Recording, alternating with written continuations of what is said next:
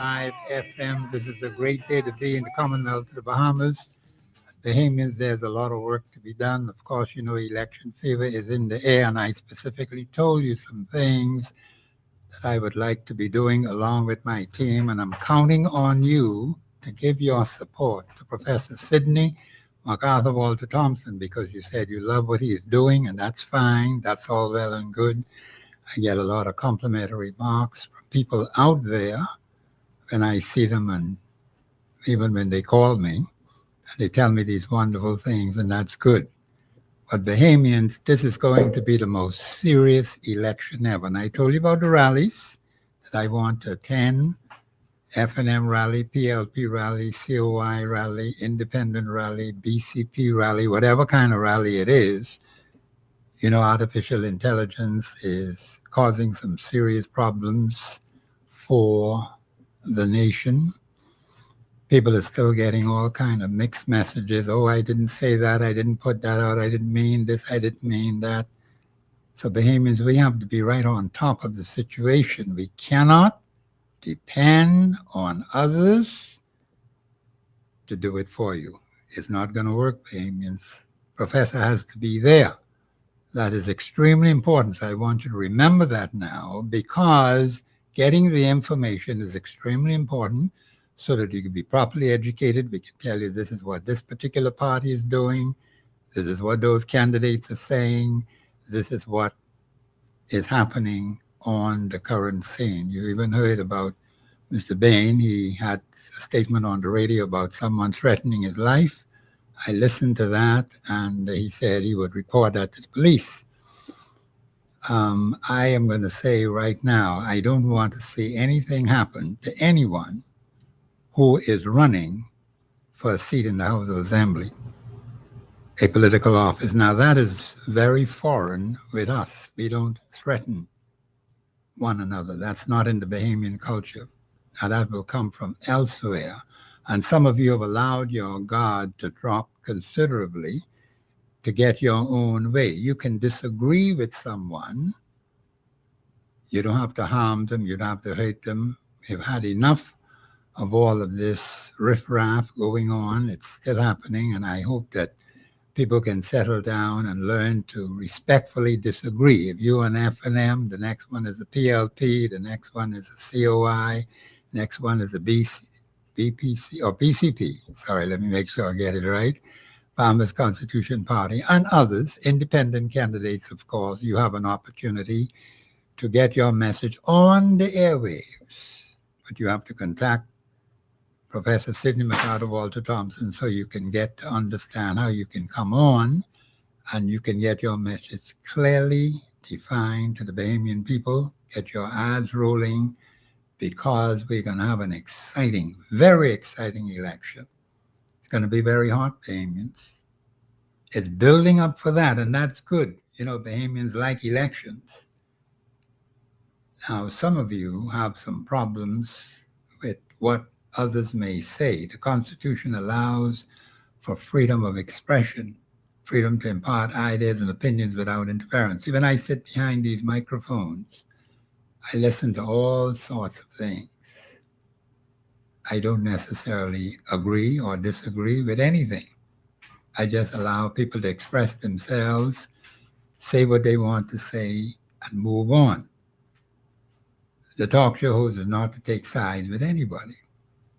You have an expression, a view on a particular issue, as long as you do not get personal with other people and try to smear someone's character. That's a no-no on the radio, because some things I've heard on other radio stations, we won't allow that on Global Radio Network.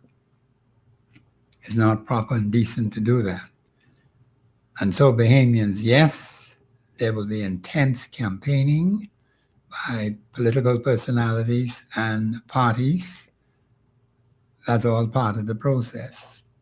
The Constitution allows for that to happen.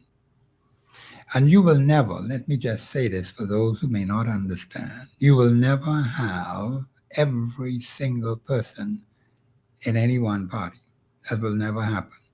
Not in the Commonwealth of the Bahamas. We have seen a record spanning more than 70 years. Since political parties have come into existence, PLP being the first one, the UBP being the second one, then of course you have the third one, the Free National Movement. You've had some splinter groups down through the many years, and they faded out. You've had independent candidates who came on the scene, and someone has been calling into the show about independent candidates. And let me say, you independent candidate, you got to get your stuff out to the people. They're not hearing from you. They're not seeing you. So what do you expect? People are not going to pay attention if you do not get your act together. You'll be left out in the cold, and you'll be wasting time. Just like in the last election, a lot of them wasted a lot of time, valuable time, and they lost money. So you cause that on yourself, Bahamians. If you believe that you are called, and a lot of people use God and say God spoke to them, and that's another kettle of fish again. God told them this, God told them that. And then you have some who say this is a God move, God is behind this, God is backing this particular personality. Bahamians, we have to be very careful with that. If we want to know what God says, then we better check the Holy Bible. That's the authority that speaks for God, the Holy Word of God. You'll never hear me come and tell you, God told me this, God told me that. Oh, no. I know better than that. He speaks to us through his Son, Jesus Christ, who died for you and me. So a lot of you make that mistake, and you don't even come back and apologize to the Bahamian people and told them you lied to them, because that's exactly what it is. So be careful, Bahamians, of these personalities who come with this God move. This is a God move. God is working with this particular personality. God is interested in bringing this particular personality to office. That has determined the election. Now, people have the freedom to choose to either be a part of a political party or to run as an independent person. That's in the Constitution. But some people get a little mixed up because it would seem as if the party takes precedence over the particular personality.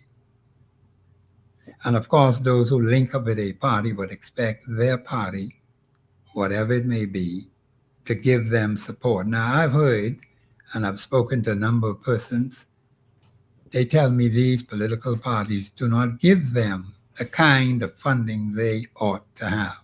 They have to go out and get their own sponsors or persons to support them as they go about campaigning. But they carry the label of a political party. Now, the party may not be able to do everything for you. That may be understood. But sometimes some people make the assumption that you must get every little detail. The party may be there to assist you and help you, but there are some things you have to do also because you carry the label of that particular party. What the constituents need to do, and I believe this is where the constituents fall down considerably over the last 52 years in an independent nation. We haven't paid much attention to the character element of those persons we are looking at as candidates, and even those who may be successful in obtaining a seat in the House of Assembly, because the record is there to speak for itself. You got more than 52 years. You can go all the way back to 1967, January the 10th. Unfortunately, the voters or potential voters, they're not voters unless you vote Bahamians. Let's make that clear. You may be on the list of registered persons to participate in the election. Of course, now, the government, the current administration is looking at this biometric system that they want to implement as something new. I'm not familiar with it as I ought to be. I just heard it about yesterday, as I told you on the air, and I ask you to call in, those of you who have an understanding of it, and let's get clarity on it. Of course, I'll have to get the legislation. Well, they said they put it out, but they're discussing it in the House of Assembly. The difficulty I have sometimes with those in authority is that we have very little time to scrutinize and evaluate an issue that they may wish to bring to the people. Now, they may have certain people who they may send information to, but I didn't hear any town meetings or any constituency meetings where people invited or called and invited to give their views. I think it's important that we hear the views of the electorate. Now, members in these various communities, you have to tell your potential representative or the person who may be there now, you may be supporting that particular person, you have to let them know these things. You see, with the land issue, that has already been passed. And so there will be things that will be happening and people are going to receive certain repercussions, whether good or bad. And some may find themselves in some serious difficulties, having to prove the man coming to you and telling you have to tell him, or show him your proof that you have proof of that you're the owner of that particular piece of property. And of course, the government has said it's looking into these inner city communities where they intend to acquire abandoned properties, whatever that's supposed to mean. I heard the minister for housing, speak about Rupert Lane, where there's a particular property, say it's about an acre size, where there are abandoned vehicles on that particular property, looking at acquiring that and putting up homes. I don't know whether it's for residents who live there or persons they wish to bring into that community. Let me just say this, Bahamians. We have too many people already in these inner city communities. You are going to sandwich a whole lot of people into a small area, and it's going to cause social problems. When houses are so close to each other, you don't have much privacy. And I take great offense because I want my privacy. I don't want people knowing about my personal business. They can hear you when you talk in your bedroom because they're so close together. That causes other kinds of social problems. And I think we need to tell our people the social implications of squeezing a lot of people into these areas, and they don't know one another. They just don't. And if they are people from different cultures coming into a given community, you will see the community change. Now, I live in Fort Wingastle, and I'm accustomed to having quietness and peace in that area, but we are seeing some changes in there. And I told the people of Fort Wingastle, you have to organize yourselves to maintain it. If you don't do it, you're going to find that some other people will take over. In fact, I went around to check on a few things yesterday, and I saw some strangers. They don't speak English, Bahamians, right in Fort Wingastle, coming out of the gate. These are not Bahamians. They don't live there. They don't live in Fort Wingastle. But they're working on the tower, talking in a strange language. So Bahamians, these are the kind of problems you're going to have. Social decay. When you put people from different nationalities into a small community, like Fort Wingastle, like Mason's Addition, And people speaking these different languages that you don't even understand. You don't know who they are. They're not blending in with the culture of these long-standing communities.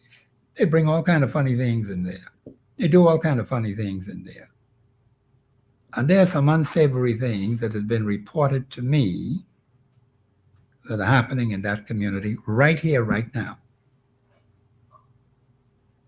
Because those things are foreign to the people of Ort and Gassel. We don't live like that. That's not the kind of community you want for your children.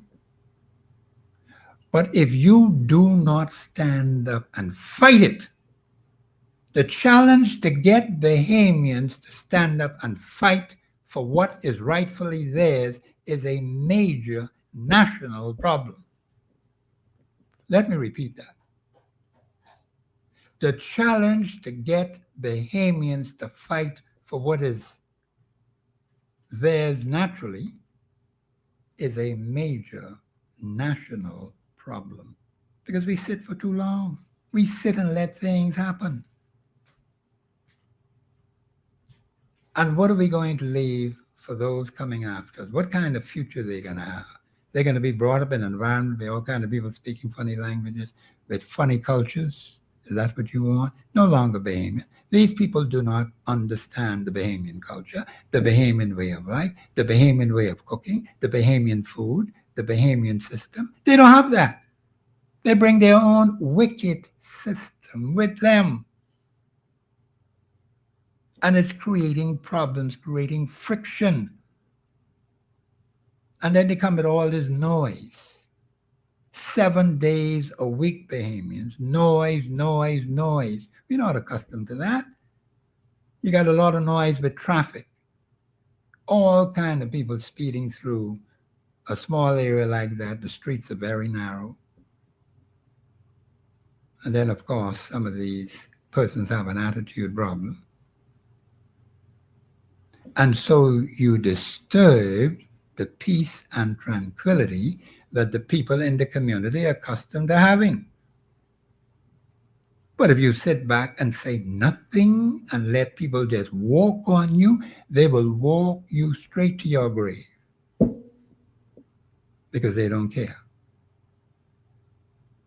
We got to be like our forefathers and foremothers who stood up and say, no, no, no, no. That's not for us. That's not the way we behave. That's not the way we do things. We have to collectively pool our efforts to improve the quality of life in all of these inner cities areas. I think the inner city areas need to be improved upon, yes. But I don't think it is right to bring a whole group of strangers and sandwich them into these communities. We have enough problems in these inner city communities as it is now. So everybody just sandwiched together, close to one another. They could hear anything and everything that's going on in the house right next door to them, just a couple of feet away. So if there is a misunderstanding in a particular household, it is heard. You see how Yellow Elder is? How close those houses are? Yellow Elder number 1. People's private, personal affairs can be heard if there is some misunderstanding, and people will have their misunderstanding, and they will be rowing and using some words that I cannot use on the airwaves, so I'll be kind of careful with that, but I'll just simply say language that is unbecoming. Because they're human beings, they got carnal nature. Even the people of God, God says they have wicked ways. I won't talk about the people of the devil. They got more than just wicked ways. And then we don't want to understand the weaknesses and the shortcomings we have. And we keep saying, it isn't me. I don't know nothing about that. We don't want to even admit. See, Bahamians, when you don't admit that you're wrong on anything and you keep lying to yourself and lying to others, it gets worse. That's why we have so many problems in this country today, because people don't want to admit when they're wrong. Administrations don't want to do it. Governments don't want to do it. Representatives don't want to do it. But yet they say they want to rule. They want to take over. And they want to continue in power and authority over you. And your life is being messed up. You have to do something about that. Very seriously being. This is Professor Sidney McGrath of Walter Thompson on the Global Radio Network. The numbers to call 326-0272, 813-0271. Payments, this is a great day to be in the Commonwealth of Bahamas, despite the fact that we have some problems, but we do not have God in our knowledge. Where is God in all of this? Where is God in our election campaign? This is Professor Sidney McGrath of Walter Thompson on the Global Radio Network. We'll be back after the break.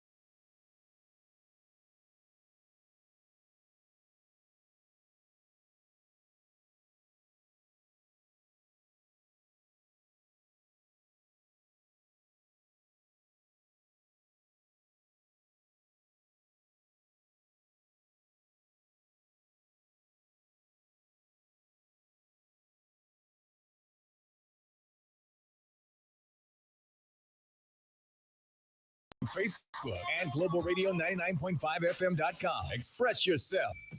This is Professor Sidney McGrath of Walter Thompson on Express Yourself on the Global Radio Network 99.5 FM. There's going to be a slight shift in the programming, which I'll be doing here at Global. We're going to be doing some roundtable discussion with various party personalities and persons who are well known in those particular parties, who can respectfully speak clearly, not just any and everybody now, because we're going to tell the parties we want persons who can bring their message across, from the PLP, from the FNM, from the COI, from the BCP and all the others. We want to do that roundtable discussion right here on the Global Radio Network. See why I tell you why I need your support? We're very serious about this, you know. We want to hear from the PLP. We want to hear from the COI. We want to hear from the FNM. We want to hear from the BCP. In these discussions, there will be basically two persons along with myself, two parties. We have an FNM person, we have a PLP person, we have a COI person, we have a BCP person, and so on. So I'll be letting the parties know that.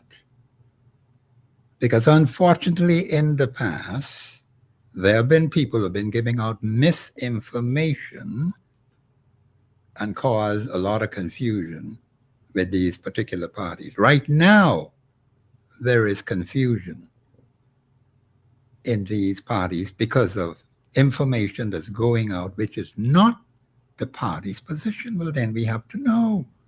So we're going to get a listing of those who are approved by the PLP, those approved by the FNM, those approved by the COI, those approved by the BCP, and whatever else. And of course, no independent candidates now. You got to deal with that and get your act together because you are still out there and the people are not hearing from you.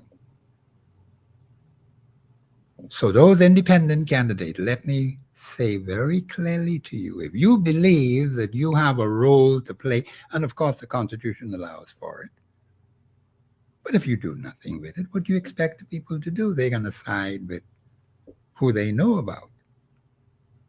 But there's some other things that I think we need to look at when it comes to these candidates. The character element. I was about to speak about that on just before the break. You do not know that much about these particular individuals who are running in these parties. What do you know about their lifestyle? What do you know about what they believe? And this would apply to the independent candidates as well. You have to test them out, Bahamians. What is it they're able to bring to the table? Because a lot of you have been complaining about a whole lot of things. That's why we're going to have the roundtable discussion. So you will hear from the PLP, you will hear from the FNM, you will hear from the COI, you will hear from the BCP. So we want to be fair to you. We want people come telling lies. Of course, I tell you I want to go to the rallies. Don't you ever forget that, Bahamians. 7,000 of you or more to send me that email and say, Professor, we want to support what you're doing. I told you several things I want to do along with my team.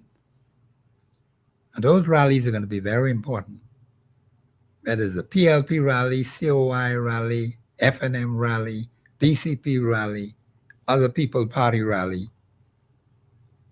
We got 3 parties in the House right now: COI, PLP, FNM. Bahamians, you've got to make some hard decisions. This is going to be a hard-fought campaign. It's going to be very rough, and it's going to be very tough. Now, if you can't take the pressure in the kitchen, don't go there, Bahamians. Just stay out of the kitchen. See, I'm trying to be very objective and working to stay objective. I'm not taking sides with any one political organization. I don't have time for that. I'm a broadcaster, and my job is to bring information that is accurate and precise about what the particular party says in its platform, what it believes now, because you know some things tend to change and they mightn't get it to you as quickly as they ought to. But then those people who they have, who can clearly identify, and I want to make this very clear, identify what it is that the principles of the party stand for. And also those party candidates, how they fit into the situation. You have the party and you got the party candidate in a given particular situation. Now, there's a lot of trouble right now going on where there are big fights, big bus-up fights, where you got several people in a particular constituency wanting that nomination of that one particular seat. Who makes the final decision? We will ask the parties that, so we can have clarity as to how it ought to be. Well, the only way we can know is we got to ask them and let them explain. That's the only way we will know, Bahamians. I'm not going to sit here and assume what it ought to be. Now, when I have factual data or information, then I could work with it. So there had to be no assumptions in this election campaign. None. And neither should you. You have the opportunity to vote for a particular personality in your particular area, and that's your constitutional right. And I want to encourage people to get on the register, potential register for voting. And of course, they have a different system now they're coming up with. As soon as I can get clarity on what this new information is all about, they said it's going to take several months to explain, but they're already discussing it in the House. So I have to get that information so I could bring it to you after we've researched it, we've studied it, we analyze it. Then we can say exactly what it is. So we will ask the parties to explain it, particularly the PLP party, because they're the ones who are bringing it forward. And why are they bringing it forward now at this particular time? Just months, well, let me say maybe a year and a little over, month if you count all the way to September of next year, a year and a couple of months. But you know, the leader of the party, PLP party, will make his determination as to when the election would be called. He did tell us there'll not be an early election. They have some work to do. Well, fine. And maybe this thing about the election and having this card, trying to get away with this paper trail, how will it work here in the Bahamas? The problem I have, Bahamians, is this. If those who want to run the place and are running the place will include the views of the people of the Commonwealth of the Bahamas. Because you see, we don't want to just jump on anything and everything that is purportedly successful in another country. It may not be successful here. Then you got to go and change all of that again because it's all mixed up. And then it costs you money. The taxpayers have to pay the bill. You and I have to pay the bill. Do you understand how serious that is? Because those in authority would have made an error, and then they got to come back and say we got to make amendments to this law and that law and the next law. That's time, Damien. It's time consuming.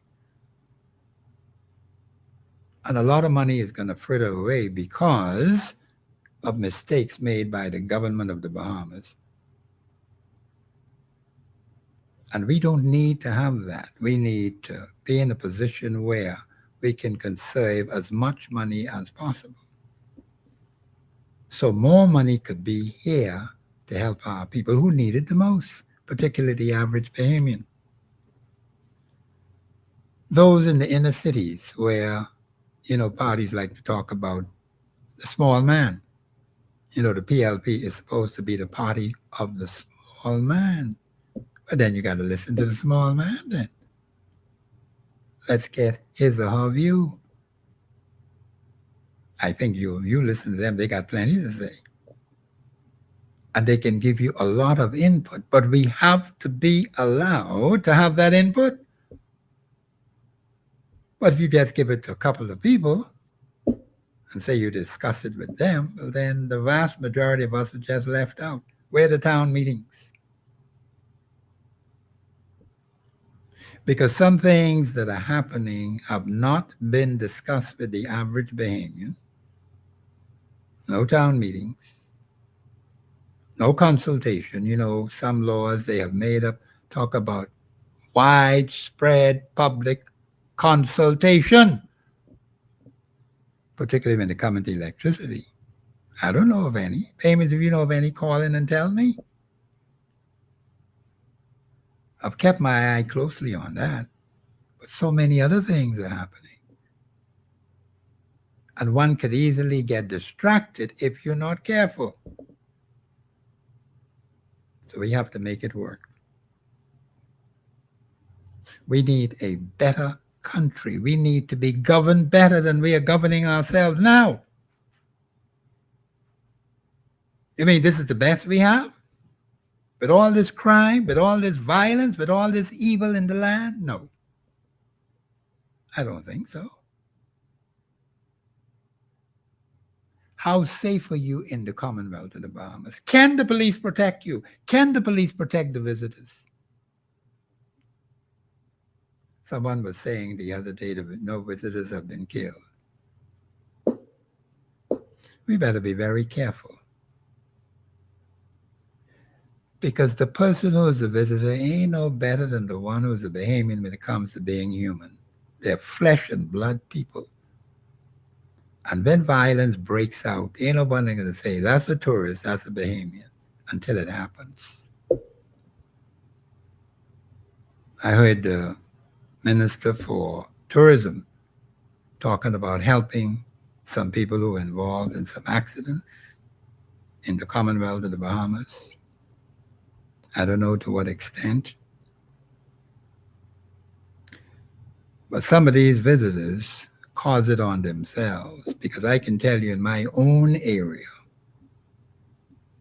which I have seen with my own eyes. You don't have to tell me this, because I make note of these things, where the visitors are acting extremely careless in these vehicles without doors, no roof, no protection of any kind, but they're riding carelessly, speeding in a close-knit community. In fact, one almost knocked me down the other day. I was trying to cross the road. I had to move out of the way quickly. But the particular personality apologized twice, but I didn't bother to answer. I was very upset about that. I cannot afford to go in Princess Margaret Hospital, although I've been living next to them all my life. I don't want to ever be a patient there. Because when I went there to see some other persons, I see a lot of strangers and foreigners and aliens and outsiders in the place. I say, where did they come from?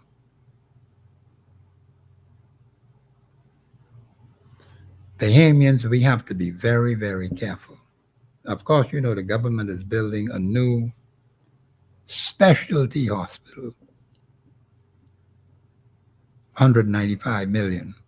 And the Chinese are involved in putting that together. I don't know what's going to happen to the men and the boys. They ain't say nothing about the men and the boys. This is a specialty hospital for women and children. The taxpayers paying for this, you know. What about the men? What about the boys?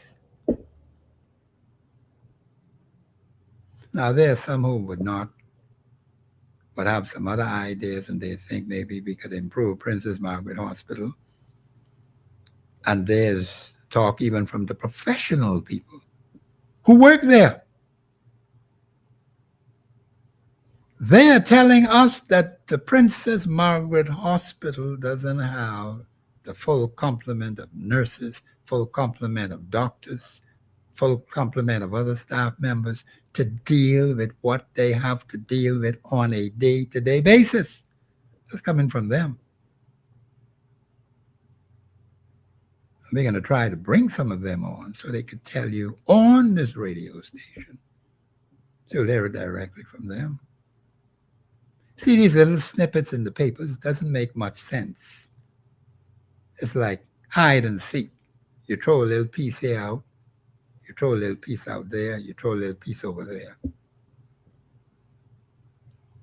And some people may think you might forget what they said last week or last month, and they come up with something else this month.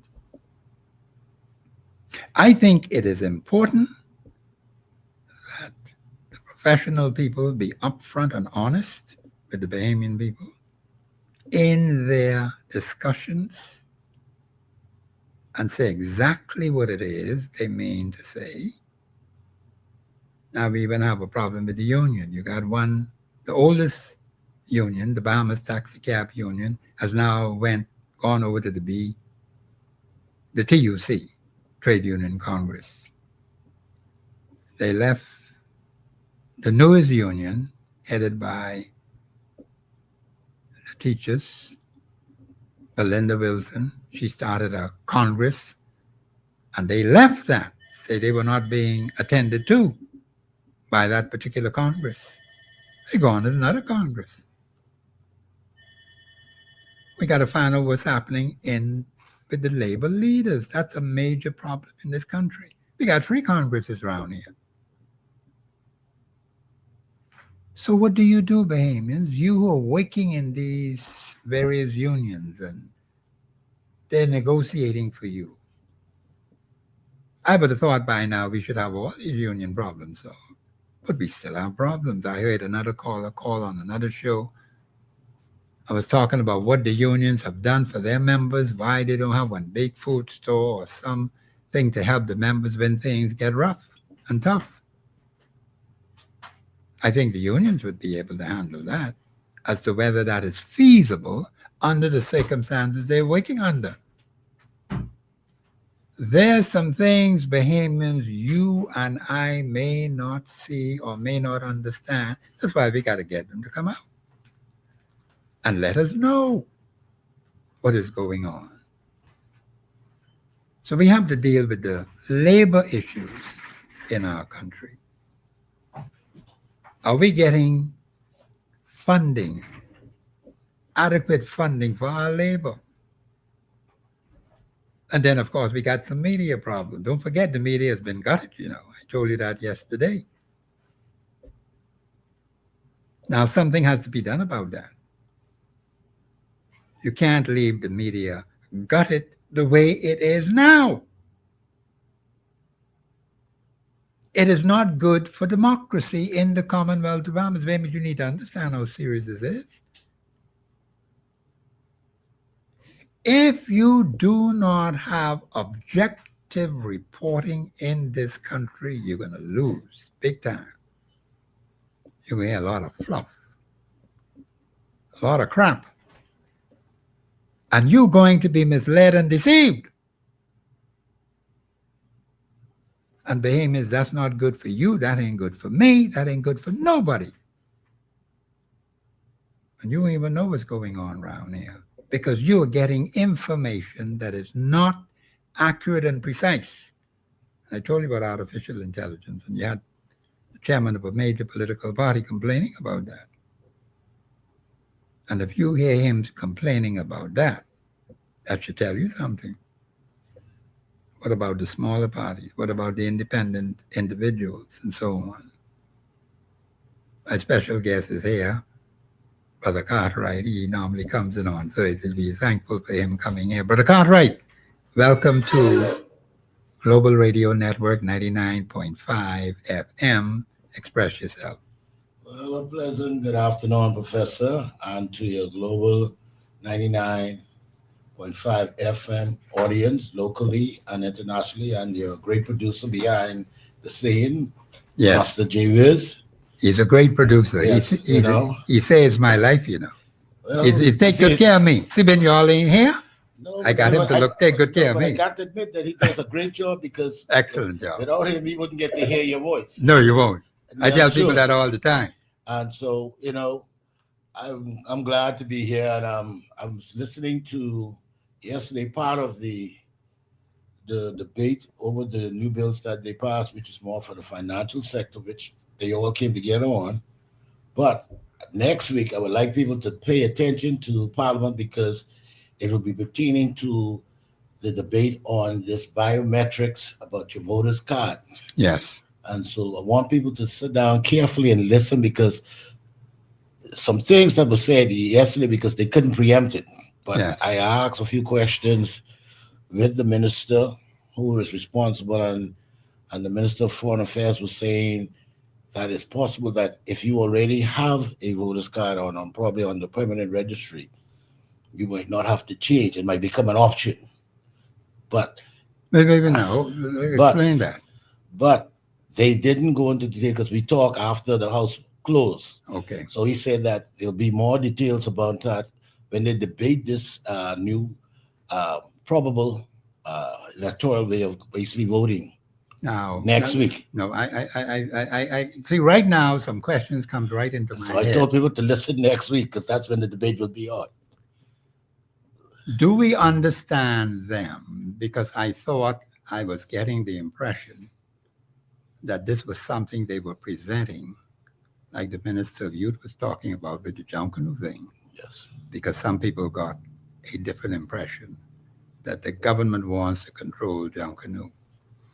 Now, with this, what they call it, Biometrics. biometrics. Yes. Okay. Now, is the government of the Bahamas going full steam ahead with issuing this kind of system in the Commonwealth of the Bahamas? Yes or no? As you understand. From my understanding, and also, I don't want people to think that it is something new, because this was something that was already being looked at from the last administration with the parliamentary registrar, the commissioner. And so now with the new commissioner, they're looking at it, but they haven't. My thing was that they're discussing it internally, but they haven't discussed it openly with the public. So this is what I'm waiting for, to see what the debate will be all about, so they can make themselves more clearly, because right now they basically only speak about it on the fringes and no detail until next week. Okay, I still, and let me see if I could rephrase what I did Okay. ask you, because you see, I need to understand. Is this, they are debating this bill in the House now. No, that will be come up next week, Wednesday coming, So they're proposing to put that a bill forward. a bill forward to basically introduce a new voting card system. Okay. So you will. So from what he's saying, and we spoke after the House went into recession, is that there will be options that if you don't want that card, they can't force you.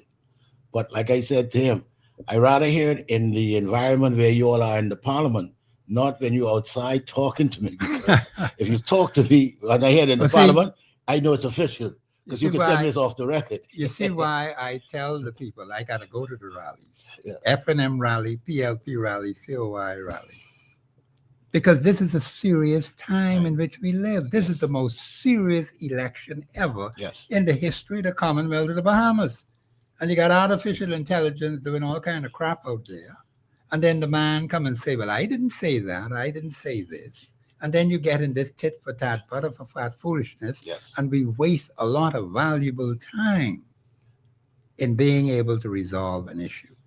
My thing, Professor, was that even if they claim that it will cut down on fraud and other things, I felt that they should have done it their first day they got into office, because it would have been much easier to go and speak to the people about it. Because if you said to me, from what I've understood, that the previous administration had proposed to get into that, but they not do it because they was voted out of office. So I said, okay, since you replaced them, you should have jumped on that right away and start the process on that.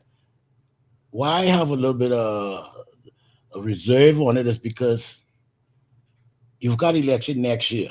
Yes, it has been actually. And when you look at what's going on right now, we have appointment registry, which people know. I don't know if they know that.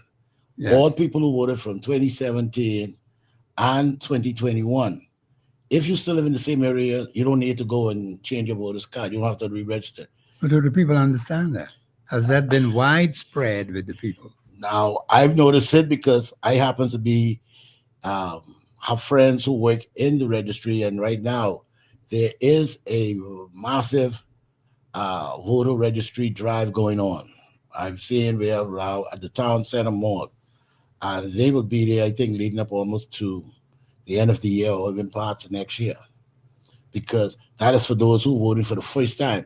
And if you notice that the last election was 2021, yes, that's so correct. that means that you're gonna have a massive people who never voted, who came out of school, Right. wasn't eligible up until this year, Yes. will be now trying to go and register to vote. Okay. And then my thing is this: how do we know that if all those people who are going to be registered are they citizens? Now that's a good question. And so it's Are a they lot, citizens? Yes. And Yes. so it's a lot of things in the works that I'm going to see when they do the debate, so I can ask them more questions about it, and then put some questions to them that I have some reserve ideas about. Because, like I tell people, we in a system here whereby that your voter's card is one of the government IDs that if you Right. go to banks or any other institution, they always ask you for a voter's card or NID, driver's license, or passport. But I can't really have to stop Yes, it because the I hear the music's jingle. in there. Yeah, my producer is very, very patient with me. Absolutely. This is Professor Sidney McGarta Walter Thompson on the Global Radio Network 99.5 FM. This is Express Yourself. My special guest today, Brother Cartwright. He normally comes every Thursday, and we appreciate having him here. We got to talk about this biometric thing because I heard it for the first time yesterday. I'm not familiar about anything.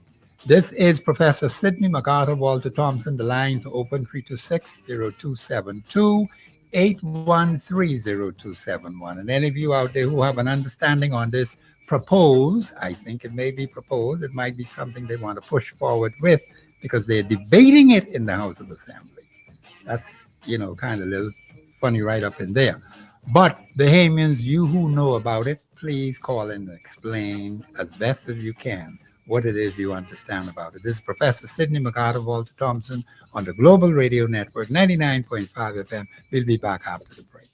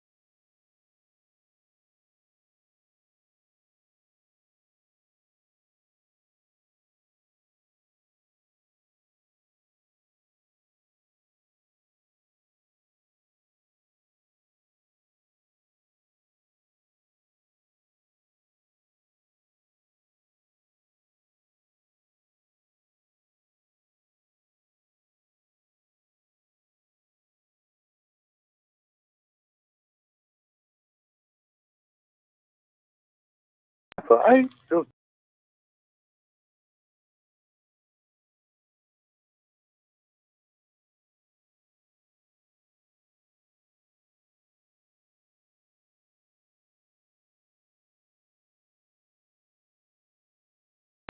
Calling honorable, I don't know if they really deserve that name, that word, But then honorable. it's going to take the public to challenge it. And see, I'm listening to what you're saying, caller, but it's constitutional to call them honorable. Yeah, but you see, Honorable Professor, members of the House of Assembly, honorable members of the cabinet. yes, but it doesn't have any significance here. It doesn't seem like it really means anything. Professor, if you, in places like Japan and even China, or some Uh-huh. part of the UK, Yes. when you use that word honorable, it means something. Something. Okay. Yes, I Okay, understand. it really means something, and we've been calling these people honorable and so on. And then, Yes. I mean, come on, they don't deserve to be called You honorable. don't A think they lot of them, deserve? a lot of Okay. them. All right. And I thought about that, and I said, we in this country we lie a lot. We lie a lot about things. I mean, almost everything we lie about. Okay. Even the United States have that same problem, but the Eastern world are more honorable people than we are in Yes. the Western world. Because of I their can tell you that. character. Okay. You know, but it Uh, just come to me, and I thought that we should be very careful how we need to fix that. I think we need to I find think we some way need to to. deal with that. You Yes. know, Okay. yeah. And Well, it's going another, to take people like you and others in the public. I've been trying to get members of the public who have this kind of information or institutional knowledge on these things to call the radio station so we could bring them on when we have discussion on these other issues, because we have such a narrow view of things in the country. And I think what you just mentioned needs to be discussed, but we need people who are prepared to take the time and the effort to address it. We can't just put a little line in the paper and then leave that sitting for 6 months and then come back again, put another little line. I've seen that kind of thing happen. You you know, have to bring it to the airwaves where people are listening and can understand and digest it. Caller, I would like to say something here. You know, I agree with you with this, how we use the word loosely honorable. I think what we should now look at our parliament and demand from them a recall system that will help keep them in line being honorable. Because if someone is not honorable, and there's nothing you can do about it because he is still elected. So I think we should now be demanding from our parliamentarians. We would like to see some form of a recall system that is tied that if you do not act honorable, we could gather uh, uh, petitions from your constituents to say, hey, you know what, this individual has not been acting in accordance of what we deem as to be honorable, and we feel that he no longer basically serves the virtues that we, the constituents, have in being honorable. And so these are the things I think that the Bahamian public at large need to become more involved in letting their voices heard in their constituents. Because remember now, the parliamentarians is also an MP. So he is supposed to carry your concerns to the Yes. parliament and discuss it with his colleagues. See, people say, no, no, what you mean? Because all of the parliamentarians are colleagues. They're the one and same colleagues. Only them allowed to make laws. That's right. Now, the Senate can basically table bills, but it's the parliament as a whole would basically provides, makes provision for bills and laws. So they are collective. So we've got to now push them to act in accordance of being honorable as a collective. If you have yeah, a rotten apple in a barrel of apples, eventually all the apples can be rotten. exactly. And so I I like just what you're saying, man. I think Yeah, you're on the right I'd like track. to see. Yeah, I just like to see more honesty. Yes. In our leaders. We've been years. I mean, decades and decades. We've been having these same problems. Yes. It's hard to find honorable people who serve in the community, serving in the parliament, who really are there to help the country to Yes. move forward. Not not being selfish, because a lot of us are very selfish. But when it comes Yes. down to our country and our economy No, and what you're have you, correct. You're I correct, like to caller. see them, Act get more more involved and nationalistic. be serious, man. Yeah. If we can find half a dozen or a dozen of them, I mean, we'll be doing well. Yes. We're very Um, nationalistic. Caller, Professor, it's a tall, it's a hard hill to climb, but it I is. think we have to keep We got to working keep and trying. working and working on it and see that we can find good people to represent us. Caller, You know, not before represent you the go. country. I agree with everything that you're saying because it's a serious issue. This is why Yeah, we're going to man. have a shifting in the way we do things here. While my show is on, we're going to open it up so that we And then, can hear from the various individuals. And Professor, before you go, I want to say that because of your show, you're opening a lot of eyes in this yes, country. okay, And I've been noticing that I realized that people, maybe they may not call in yet, but they're saying it on the street. I yes. can hear them be talking about it. They're saying that this show really educating the Bahamian populace. Well, thank And you. then that is what I really proud of. I'm proud of your show. I'm proud of you. And I want you to keep the work up Yes, sir. and don't give up. And don't let anyone get in your way. Because, I mean, what you're doing is good. And this is Okay. something we should cherish, you know? Okay. So Yeah. let's keep up the good work. But we need to do some more things. And we have to get our country on the right track, man. Yes, we have to. Beautiful country here with Very Britain. beautiful.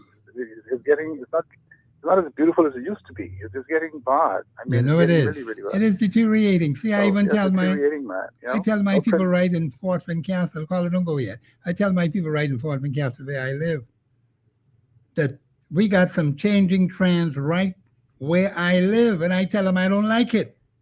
But they have to come together to help me and help themselves to change what's going on in there. Exactly. Okay. Precisely. Well, thank you very much for your Yes. contribution. Okay, Professor. Keep up the Yeah. good work. Okay, thank you very much. And baby, you're able to call us it now. That's why you see, I told you I need your support.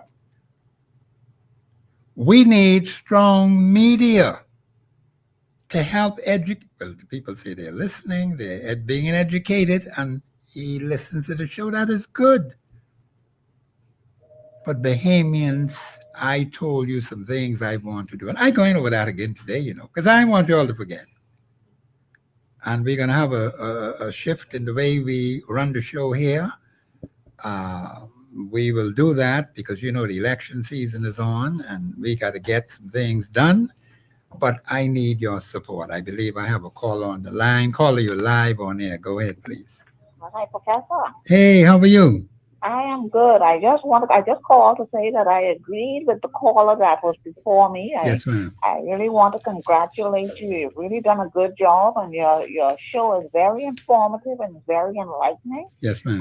And I'm encouraging to also keep up the good work and keep spreading the message. Yes, ma'am. That's all I call to say, Professor. Okay, well, thank you. Thank you very much. See, I got two good compliments today, and I ain't going to let it swell my head now. But the point is, I appreciate compliments like that. But Bahamians, I want you to understand the things I said yesterday. I can bring it up again today on the show. There's some specific things that I want to do. Do you have another caller, Mr. Producer? Oh, the clip. Okay. Yes. All right. Let's give him a minute, Mr. Producer. What I am saying is, like the two callers said, the information is very good. It's helpful to them. It's helpful to their family. But Bahamians, that's what I want to do. I told you the media has been gutted. We have to fix that. I'm in the media. I'm on broadcasting. And so I want to make a positive contribution to the building of the Commonwealth of the Bahamas. People can belong to their different parties. I'm not getting into that. And we will have the different parties come here, only two at a time. One from the FNM, one from the PLP. I'm going to be right in the midst of the two of them.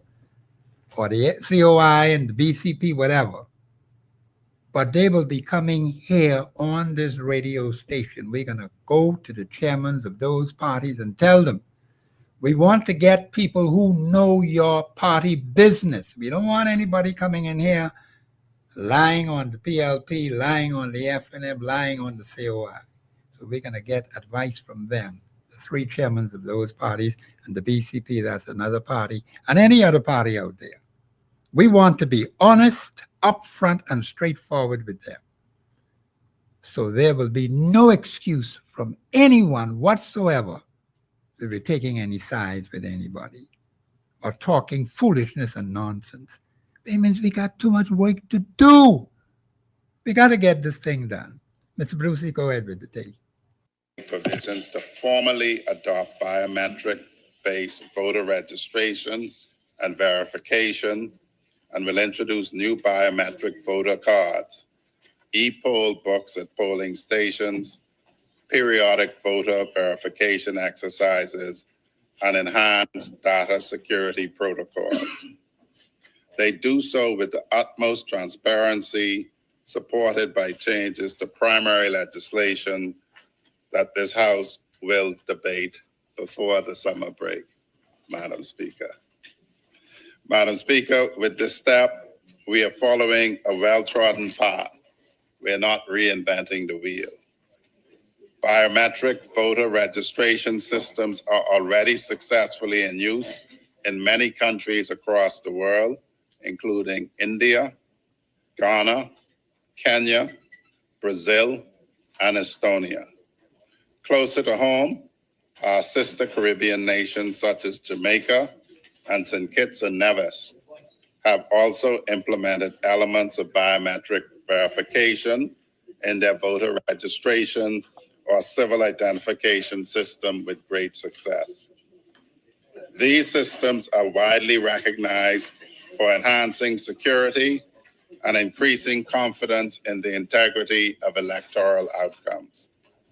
The implementation of these changes is projected to occur over several months.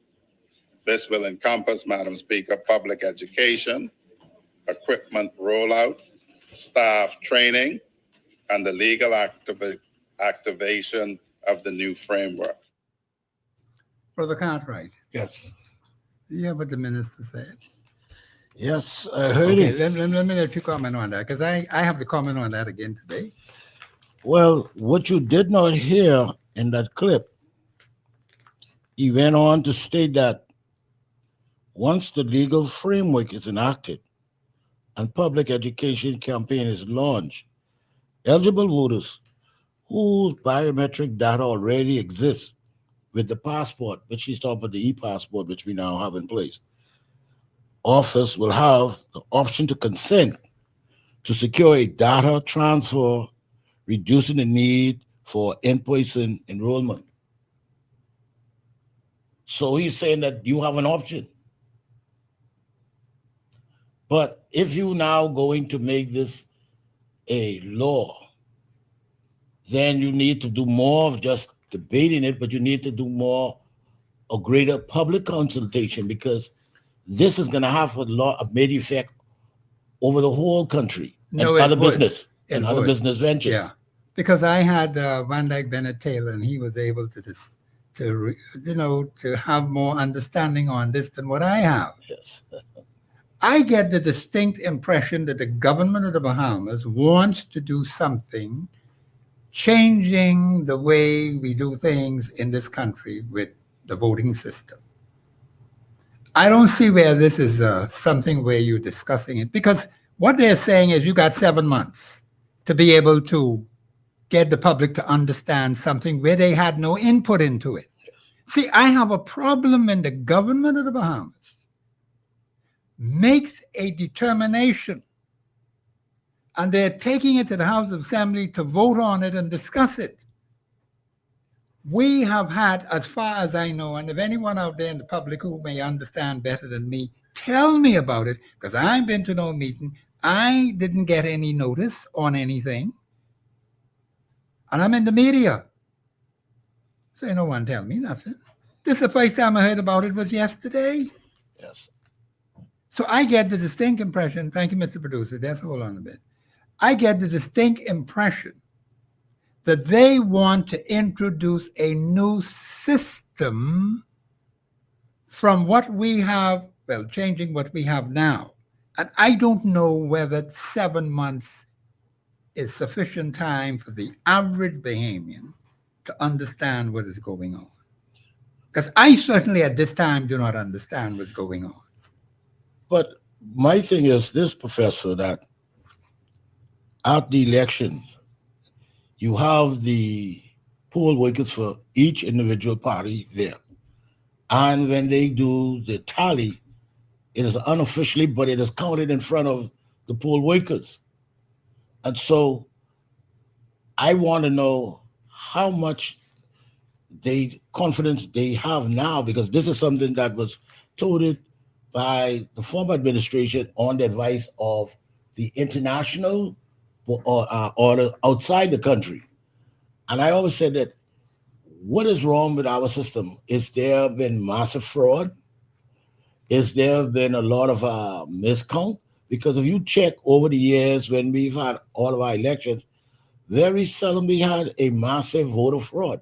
Yes, you're correct on that. And very seldom we had matters that took longer than a day or two. Now, you will have some of the parties would want a recount over 3 and 4 times, but when they do the count, it doesn't change the numbers that much, so it always be the same. So I'm trying to figure, are you basically now have that much confidence in electronic? You know, we got problems with electricity around here. Come on, so man. That's why I'm saying, what is it? Because it probably appears that it's been pushed by outside forces for us to change the way we do our stuff. But I got right now, you know, we could talk about this till Christ come back. I think we got a call on the line. Call you live on air. Go ahead, please. Hello, Professor. Yes, sir. Okay, I think when the international organizations spoke to us about the EE voters card, they were doing that thinking that we have a clean system. But as it stands now, when you see the gray load of persons that are getting citizenship, yes, you hear of all the fraudulent passport documents that are out there. That's correct. You may tell me you're going to use the passport system to transfer information to create the electronic voter card? That's ridiculous. That is what my guest told me yesterday, because he has better understanding about this whole thing than me. I'm happy that I had him on yesterday. You imagine all the fraudulent documents that are out there in the Department of Immigration that also use biometrics and also in the passport office? But caller, let me ask you this question. I would assume this is not the first time that you've ever voted. But if your knowledge basically like mine, when we have elections and when we see with the actual tallies, because I've worked polls and everything, and so it has been done in roughly in less than an hour after the poll closes and they start the count. Yes. In 2 hours, you already know who won, but you kept it unofficial until they start to ask for you to basically close the ballot boxes closed, then they open and they give you time to count. Your count takes less than an hour. So I'm like, and plus you have a second round of counting. Yes. You have a second round of counting. My thing is correct. As far as I'm concerned, we have the most effective and efficient. That's why I'm trying to figure out why is the international order is asking us to change something when it isn't about, but the system we have has not as been as bad as we've seen in other countries where and so I'm just like, there are times when you make changes, you've got to look at what you have and say, has it been a problem for my people? Or no, it hasn't. And has it been working? So for me personally, I don't think we need to bother with this biometric system. Not right now. No. I think we need to clean up with all of the flaws we have in the departments that use biometrics. Clean up the systems in there. Yes. And then perhaps we can consider that. But I think this is all a plan of the PLP to win the next general election. That's all it is. It's just a ploy. And it's sad. It's very sad because I said, like I said earlier, I said, if you said to me, like he said, oh, well, you know, the previous administration, I said, okay, they didn't implement it because, yes, they were voted out of office. But you came into office knowing they had this on the agenda. Why are you waiting till it's almost time for election to try to implement a system? Because basically you're saying the acting parliamentary commissioner, along with the attorney general's office. So it's like you all ain't really talk to no one. No. You all basically came up with this yourself. So I was like, I'm going to say this and then I'll hang up. Yes. All I can say, they don't have all their ducks in a row. They have all their Haitians in a row. Okay. That's all All I right. can say. All right, my Okay, brother. thank Enjoy the you. rest of your day. Thank you very much. See, this is why we're going to have a shift in the way I'm doing the broadcast here. This has been discussed, and we're going to deal with it. We're going to have where two different individuals, one from the FNM, one from the PLP, one from the COI, one from the BCP. Because only two of them, one of them could be in the room, because I'll be in the middle and I'll be asking the various questions of the political parties. And I told my people I have to get to these rallies. That is very important. We need to get accurate and precise information. Now, this what is it? Biometric, yes. Biometric thing. We'll be able to ask the parties about that, all of them about that. And so this is where there's going to be this shift in the way we do the broadcast here at the Global Radio Network 99.5 FM. And I think it is time that shifting does take place. We're going to try to see if we can get it implemented as early as next week. Once we can get, I'm going to speak to the chairmen of all the parties. Because we want people who they approve real FNMs, real PLPs, real COIs, real BCP. Well, the chairman have to be able to say, Professor, these are people that we... Or knowledgeable. That's what we want. Yes. We want no one coming here say I'm a FNM and use a faker and a fraudster.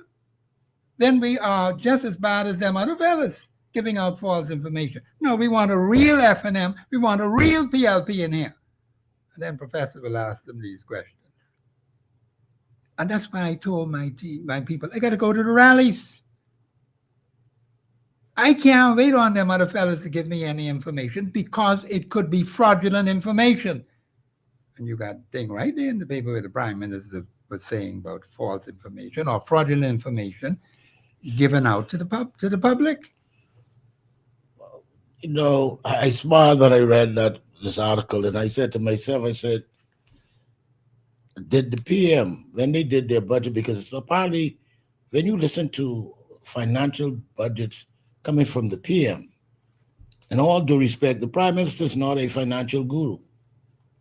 And if you speak to a lot of people in the financial sector, they do poke holes into the Prime Minister's statements when he makes these, and it's like he is using a different metric system to present his financial presentation. Yes. And I always tell people that listen to the noise or the voices coming out of the financial sector and listen to what they're saying. And so far, a lot of them have not said that he's talking foolishness, but they're poking holes and they have questions. How did you come up with this number? And they've been and I was telling you, you cannot tell me that a mechanic who's been fixing cars all his life, a certified mechanic, Yes. that's his trade. Yes. That if someone come and say, well, that car isn't working because X, Y, Z, and he's like, no, that isn't the reason, and he gets to explain it, then you must show that you have some background and understand it. Because the way I've been listening to the Prime Minister when he makes his speech about finance, he talks about his team, Mr. Wilson and a few others. Yes. And I'm like, are these people certified CPAs? So No, when that's a good so point. when they make these presentations, Yes. he doesn't pay us to look bad because I'm almost guaranteed the Prime Minister doesn't write the financial report. It's people around him give it to him and then he just reads it. So then you got people who basically understand this thing in and out, and they come back and say different. That's why the journalist only could go by what I know Ms. Candia Dames is not a financial guru.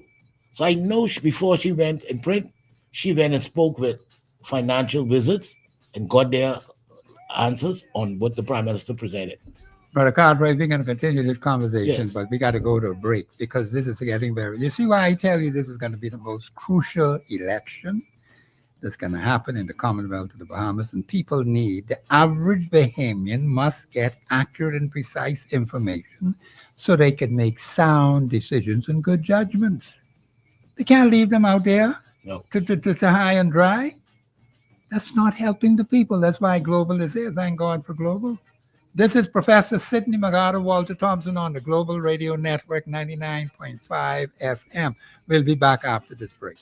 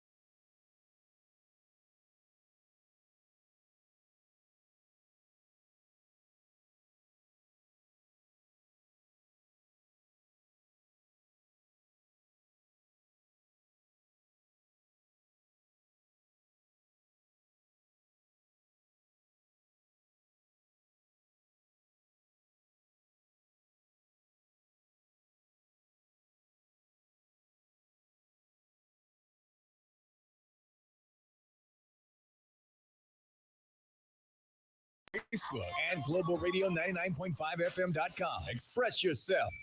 This is Professor Sidney Walter Thompson on the Global Radio Network 99.5 FM. Hey, man, some exciting things are happening. I told you this is going to be an extremely hot election season. Very, very hot. Some of you may have to come out of the kitchen because the heat is going to be very heavy. But Bahamians, as a broadcaster, I have to deal with the facts. We're going to go to those chairmen. I'm going to get to every single chairman of every single party. We want real PLPs when I have these discussions. One PLP, one real FNM. Not one person say he's an FNM and he ain't know nothing what he's talking about. We want to get people who know about the philosophy of the parties and the BCP and the COI. They can't have no proper discussion if you don't have the right people. So we're going to go to them and tell them. We want to report accurately. Now, of course, we're going to hear a clip from the Prime Minister. Mr. Producer, go ahead, please. And I know this is a political season. And this was under the hands of Candia Dames, who's supposed to be a seasoned journalist. We'd expect her to do her homework, not just drink the Kool-Aid of the FNM as she who her brother is running for, the Guardian, and Miss Dames ought to apologize to the Bahamian people for that headline and for misleading the public. Ladies and gentlemen, you heard what the Prime Minister said. I take that very seriously. But we in the broadcasting business must challenge things in this country. We don't want to lie on anybody. We don't want to mislead anybody. So I am going to the three chairmen of the major parties, chairman of the PLP, chairman of the FNM, chairman of the COI, and of course, them other parties, BCP and whoever else is out there. We want to get real PLPs when we have these discussions in here. Real FNMs and real COI, not people who say they are. So we're going to ask them now. We want to have these roundtable discussions, but we want people who know and understand the business of your particular party. So there won't have to be any statement made against me or the radio station as was made by the Prime Minister. Go ahead, Brother Cartwright. Yes, what the Prime Minister doesn't really say, that remember now, this is reported in the 25-26 budget. Yes. That's a projection. Yes. What you have to look at is what happened from the previous year, 24-25. Right. And then you look at those numbers and then you compare, because this year's budget just passed. Yes. Which is June. Yes. So we have not seen the full projection. And so these are the things that I would say to the Prime Minister, if you feel, do not attack the journalist on her writing or who her brother is. Say to her, this, you might not understand the numbers, but this is how we came up with the numbers. Now, how did you come up with your numbers? And then you can sit down and she can say, you know what? I spoke with XYZ, so-and-so, who happens to be the head of, let's say, the CPA Chartered Accountants Association. Yes. And this is what his report said after looking at the numbers that you presented. Yes. Now you would have to say, okay, well, this is what our people in finance can, and let you explain the system you use. Because we do not know what system you all are using, because we've seen there that every administration, when they comes in, they tweak whatever system there is pertaining to reports. When it comes to financial, they tweak it to suit their. And I always say that we need to have a certain standard. That for me personally, if the government basically does a 1-year annual budget proposal pass and the new budget, take it to outside source, because you will get more of an accurate report than if you doing with the people in-house. Because don't forget now, most of the people in-house who you're going to hand this report to be dealt with are going to be favorable to you. Yes. They're not going to be favorable and honest to the Bahamian public. But if you have an outside source where the public can say, okay, you know what? We've got one, we've got two. We want these two companies to look at the books. You'll give them all the report you want. Yes. Let them make a report, and then let them keep a copy of the report that they have, so that when you put out your report, and we will ask them, listen, is that report, that what they're doing now, is it accurate? Yes. And if they say no, then we have a right to challenge you. Yes. But see, I always tell them, when they listen to people, they say, oh, well, the government. It's like, yes, governments are continuous, but what system are you using to come up with these reports? Because they were short. Just previously, you found that the president of CIBC, Mr. Gowan Boyd, said in one of his reports that the government was short previously from the last. So it's like you now trying to make up a projected number. So what are you using to get to that projected? And what if you don't meet that number? Right. That's a deficit upon another deficit. Exactly. So the PM needs to be more calm. You cannot get upset if someone questions, because that's what the journalist. If a journalist has a question, you should not be angry and taking the question. If you don't have the true answer, just refer to whoever's in your ministry has the answer and let them answer.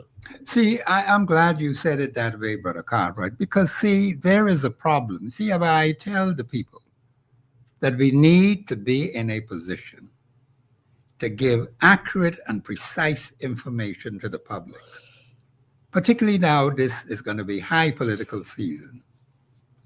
And we do not want to be accused of misleading anyone at any time, because my reputation is at stake. The reputation of this radio station is at stake, and we aren't going to make any such mistake, not as others may have done, and side with this one and side with that one. That doesn't make any sense at all. We want to be objective. We want to be honest. We want to be reliable. We want to be dependable, because the public is depending on it. Now, public, I don't tell you now. I think we got a caller online. Call you live on here. Go ahead, please. Yeah, good day, Professor. Yeah, what you say, man? Yeah. Good day to you again. Yes, Good day, sir. Yeah. I just came in on the tail end of what the member of parliament from Cat Island and Rumkey was saying. I didn't get the first part of it. You're saying that he was attacking some journalists for inaccuracy. Yes, because the way he presented it, he was like, he was surprised that she would report with the headline, because the headline says the PM surplus was way off. And she said the April numbers show a $2.1 million deficit. Okay. Well, I wouldn't even say to you all to spend your time trying to clear up nothing that this member of parliament from Cat Island and Rumkey is trying to say, because all they just do is give distorted information, lies, and do not do what needs to be done. Because according to, you see, they just said, according to the International Civil Aviation Organization standards, right? They just said that they just approved for the runway in Black Point to be extended, right? Yes. And they say that will meet the standards of the ICAO, right? Yeah. But let me say to him, right, that Pitstown runway in Crooked Island, which is operating illegally, and they will not shut them down. They will not stop them. And Pitstown was told since the 22nd of August 2002, they have to upgrade that from a Code 1C ICAO standard airstrip to a Code 2B. Now, they know that I've been writing to them for 2 years. I've written to this administration 2 years, 8 months, and 10 days since the 14th of November 2022 about that runway still operating illegally across my properties, and they haven't answered me yet. So if the runway there, and you have to check the ICAO standards, it's online. Yes. It's only 40 feet. It's only 40 feet wide. Because what I was about to say to you, caller, was that I didn't want to interject, but I would say this. Apparently, you seem to have a very vast knowledge about the requirements by the international orders for runways. Because why? With you saying that, because I have family, but basically I have a second home in Long Island, and one of the problems that we've always heard was that the airport, and now I've got to find out it isn't really the airport itself, it is the runway. The runway, yes. Because if you don't have a proper runway, you will not get certification. And I was like, when I spoke and I heard people say, well, we're extending the runway by 6,000 feet. And I said, what but all these but stuff. I'm saying this like this. So if you know these things as a government, and knowing that these things don't meet the standard, you need to basically take charge and get it done. But then another thing, not cutting you off, caller, but another thing is this. It's people like the caller having this kind of institutional knowledge, if he does have it, right? Because we'll have to prove that. But no, hold on, caller. Let me make my point. Because see, this is what I keep saying all the time. We got someone who's now dead, who have all kind of institutional knowledge and died with it.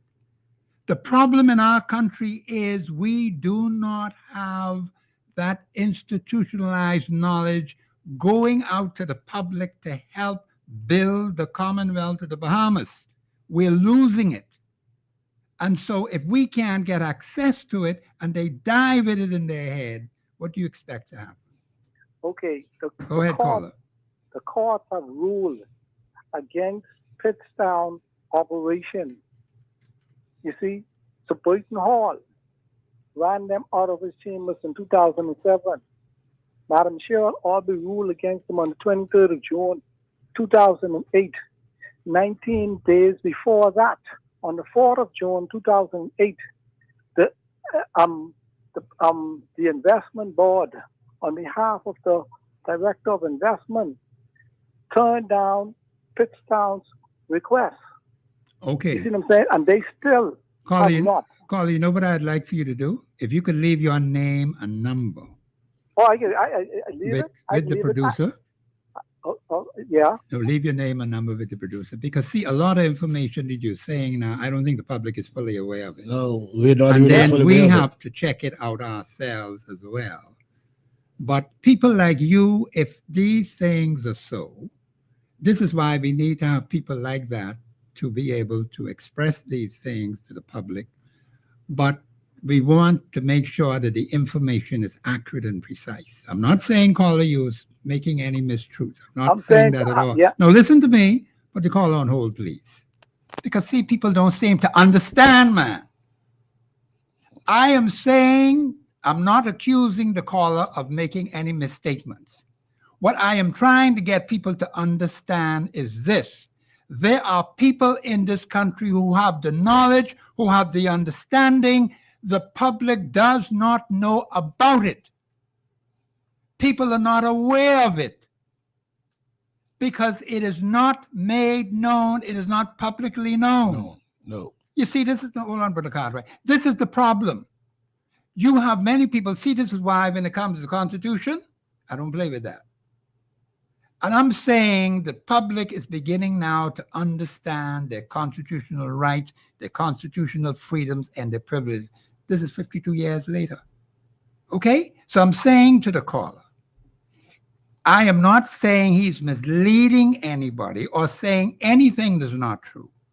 I'm saying to him, we need to check out the information. We need to understand fully what's going on. Because we are a responsible radio station, we have to have accurate and precise information. And I'm not trying to cast any aspersion on him to say he's not being truthful. So I want him to understand that. But we have to see the evidence. We have to check it out. We have to understand it. Then we can proceed with it. But he can assist us because it would appear as if he has some institutionalized knowledge. And regarding these runways, the way they run in this way and not, it's supposed to run a different way. Bring up the caller again, please. Caller, you still there? Yeah. Yeah, go ahead, caller. I want you to make your point. No, I'm not accusing you of anything. No. I'm just saying that we had a very, well, what was said to me about a particular personality in the diplomatic field. I don't know what time. You're Jack next door.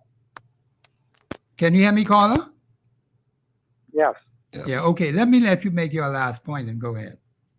What I'm saying is they are aware of this. I've been pointing this out to them on another radio station for the past 2 years almost. And they know that the situation needs to be corrected. They are violating my rights and other property owners' rights. Okay. But the IKO standards online. Okay. Okay? You can, anyone who's listening to this can go online and check IKO standards for measurements for the airstrips. And Okay. I'm willing to leave my number with you. Leave your name and number with the producer. Yes. Okay. Thank all you. right. Yeah, thank you very much. You see, the Constitution's been online for decades. You see anybody know about that? They put it up there. But how many people in this country know the Constitution of the Commonwealth of Bahamas? Very few. But I would say this, Professor, if you notice that the Constitution as they print it online, and if you look at what you have in the Independence Order, they don't have the full exact wording from the Independence Order into the Constitution that they have online. Because it's basically done, people don't realize that what you see online goes through government publication. And at times, I always tell people that when you see government publication, you have to take it with a grain of salt because government has the control on what is supposed to be put into the constitution articles that they're printing. Because if you look at the Constitution, I always tell people this: if you read the sections that deals with citizenship, there should be no ambiguity with now the nationality act. There should be none, because it's very clear. So all of these things, like the call is saying, with the government knowing, it is very sad that when you trying to say, well, we got to upgrade these airports by the runways and stuff, you know their land that rounds those airports are owned by people. They're not free land. But this is why it is important that the people themselves Yes. have to be involved. Yes, has to stand up. But they have to stand up. That's what I keep saying all the time. He said he's been on another radio station, been saying these things for 2 hours. Listen, people. It takes the collective will of a people to bring change. If we don't have you collectively working together to put the kind of pressure on the government of the Bahamas to bring these changes about, and just 1 or 2 people know about it, what do you think can happen? Yes. But this is what's been going on for too long. I think what is happening for too long in this country, Professor, the people in these constituencies have become lackadaisic, and they look through things. Too lackadaisical. They look through things through the eyes of political personalities. Exactly, yeah. And not realizing that personality is basically doing your community more harm. More harm than good. Yeah. It's like he's saying that. But he's saying his constitutional rights are being violated. So man said they don't want him to speak to it. And I mean, like, you cannot stop someone from speaking because that's the Constitution gives you. The Constitution gives you that right. And the government should know if the things that he's calling, I would have no doubt to believe that he's wrong because he's calling articles, he's talking about organization that basically deals with airport. Yeah, that's and so the for ICAO. him, ICAO and all that stuff. So right.